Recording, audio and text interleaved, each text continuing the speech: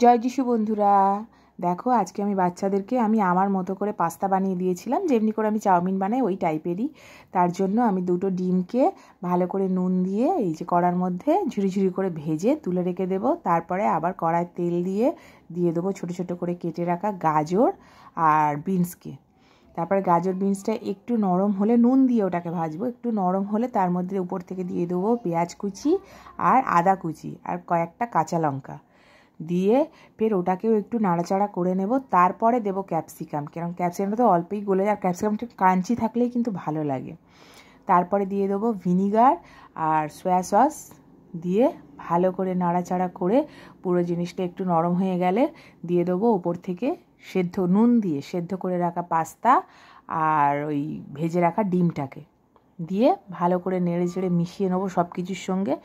তারপরে আবার পুরোটায় পরিমাণ মতো নুন দিয়ে দেবো ব্ল্যাক পেপার বা মরিচের গুঁড়ো, মানে কালো মরিচের গুঁড়ো, আর দিয়ে দেবো টমেটো সস।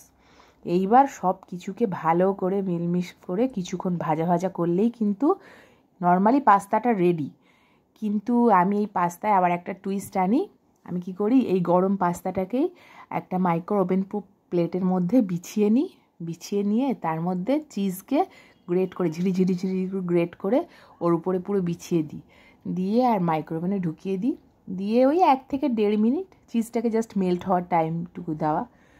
ওটাকে ওভেনের মধ্যে দিয়ে মেল্ট করে বার করে নিই, ওটা পাস্তার সঙ্গে পুরো মিশে যায়, খেতে এত সুন্দর লাগে।